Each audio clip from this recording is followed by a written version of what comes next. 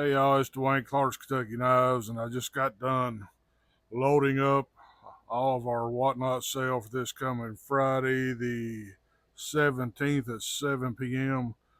This is going to be a good sale. I've got some really cool stuff. We went out last Thursday and found some really neat items, and I got some other stuff from my stuff that I just need to get out of the way. Stuff that's sitting over on the floor.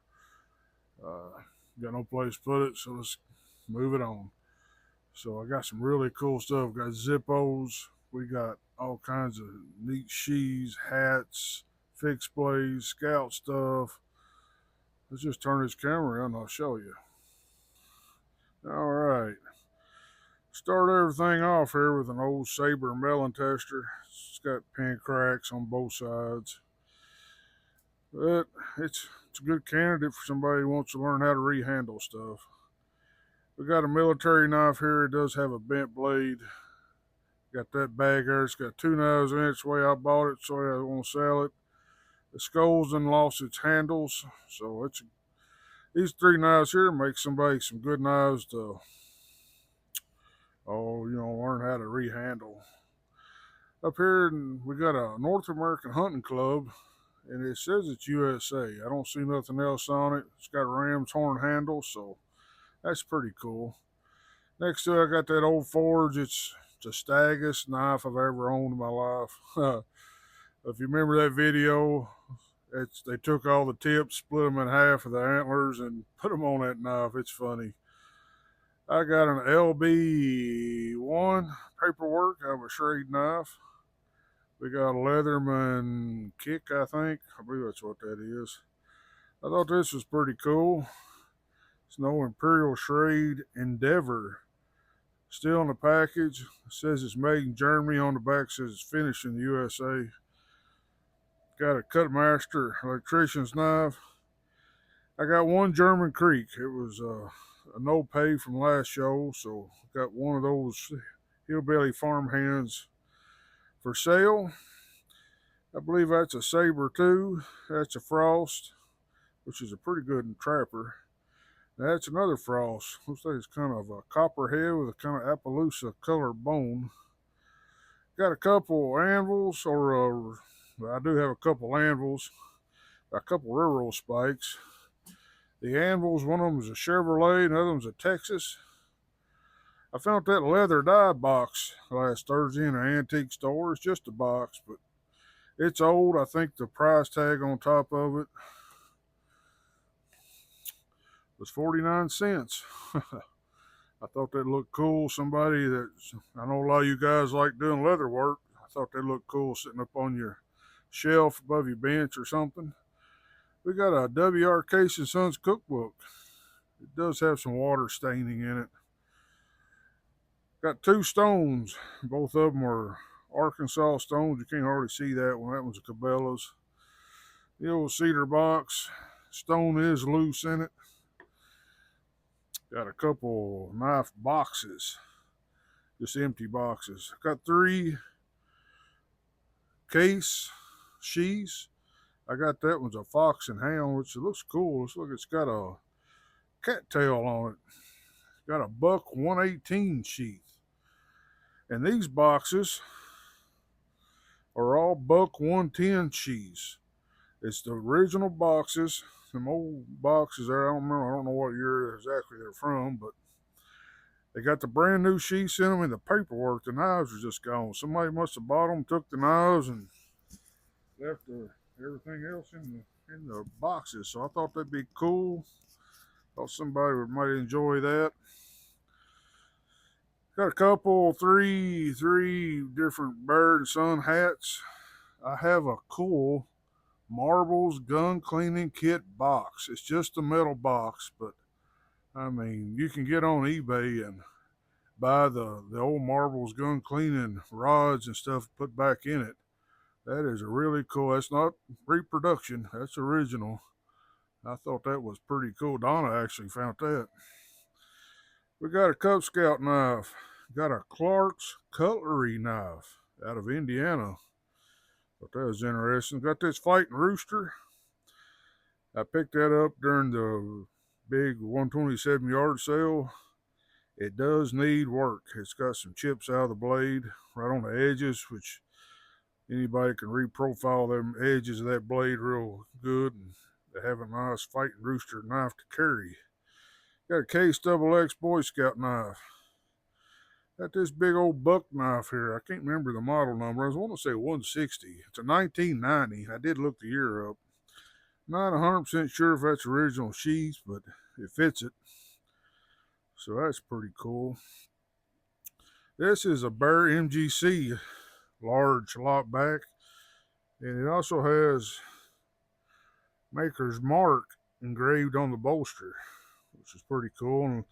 And I'm pretty sure that's red oak. And we was thinking that might have been a barrel staves, but I got another Bear MGC here, and it's red oak too. So I assume that's what kind of wood they used in their knives. Got an old Case pocket worn canoe. It's a user, but it's in good shape. I mean, it's got scratches on the blade where it's been used. Person could sand them down and get a lot of them out of there if they wanted to, or they could just clean that thing up a little bit. It don't really need cleaning. Just sharpen it up a little bit and throw it in your pocket. Oh, the big boy here. This one's got a big reserve. I kind of probably overpaid for it. This is a Schlafly's Hardware. Now, if you never heard of them, Schlafly's Hardware was just like E.C. Simmons, a King Cutter, Belknap, had John Primble and Bluegrass Tools. So Schlafly's Hardware actually bought out E.C. Simmons and wound up owning King Cutter. But this is an old Schlafly's Hardware fixed blade. First one I've ever seen in my years, and I've been to a lot of antique stores and a lot of flea markets and a lot of auction houses, and I've seen a lot of Schlafly's. The Schlafly had diamond edge pocket knives. Matter of fact, hold on, I won't make you sick. I got some signs over here too. Now, I did find two of those, diamond edge. There it is right there, Schlafly Hardware Company, diamond edge. They own the diamond edge, and their tools was actually diamond edge before they went out of business and Imperial took over. But I got two of those. I got one on different butcher knives, but look at here. We got a E.C. Simmons King Cutter sign. It's a little faded. It should be redder than that, but I don't see China on it. It's got Colesville, Ohio, or something down there on the bottom. I thought that was really cool. Donna found that, and right behind it was this, and I bought it too. This is Peter's Cartridge Company, Old Smoky General Store, Sevierville, Tennessee. I thought that was a pretty cool sign. I love beagles. I used to rabbit hunt a lot. That was my favorite kind of hunting. Love listening to them beagles holler. Let's get back over here. So yeah, this has got I paid up for this. I thought that was original sheath when I was in the Peddler's Mall. Got home, I noticed that crooked stitch in there. That's what set it off. I was like, wait a minute. Yeah, I realize it's an older sheath, or it's a handmade sheath. Somebody made that, but man, that's a good old knife. It does have scratch marks on the blade. I'll just show it to you. This is like my prized possession here. There you can see the Schlafly's St. Louis, Missouri. And you can also see grinder marks on it. Somebody took it to a belt or something. I don't understand people. Well, I do. When I was younger, I didn't know no better, but that can be sanded out. That is just a cool old Schlafly's fixed blade knife. Beautiful bone. And if it don't sell, it will not break my heart. So like I said, I don't know if anybody watched my latest video, but I told my wife I wouldn't be buying no more knives for myself, and I mean it. But hey, if I buy a knife and it don't sell, then I can't help that. We got a Schrade, I think that's an LB7 in there. Got a Boy Scout hatchet, and it does have a boogered up on the end there. I don't know if it was dropped. You can tell that it's flat right there. Somebody dropped it straight down. But it is split there on both sides or on the ends. Other than that, it's a good handle. It does have some initials somewhere in it, but somebody painted it red and blue, but you can see the Boy Scout emblem and the plum up there, USA. It wouldn't take much to get that paint off there. Another really cool find I found. This is an old Signal Corps electrician set, and it has the pliers and the knife in it. That's a TL29 and a pair of lineman's pliers. Both of them are made by the Utica Cutlery Company. It does have some splitting right there. It needs to be resewn, but other than that, man, this is just a knife needs cleaning. It's green. It's been in that sheath probably since World War II. Who knows? But man, I found two of them. To be honest with you, I couldn't believe it. Two sets. I kept one for myself, and the other one I told Donna I was going to sell it.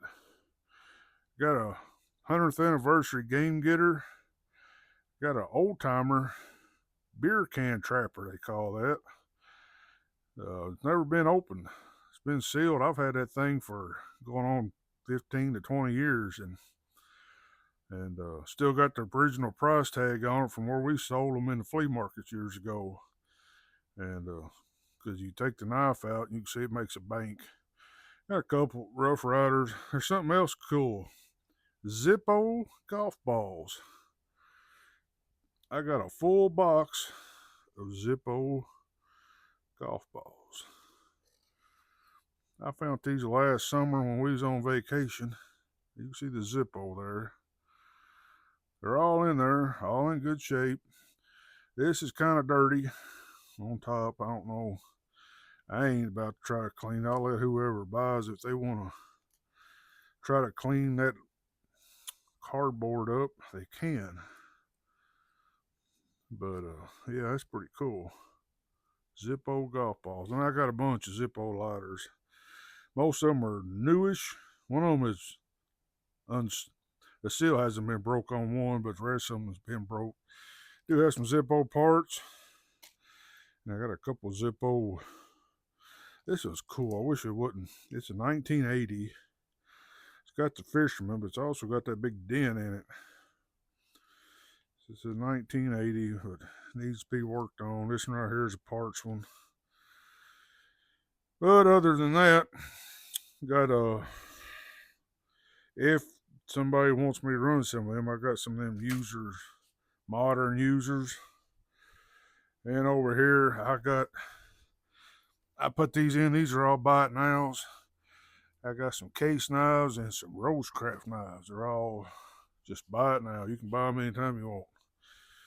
But yeah, all this is available now for pre-bidding.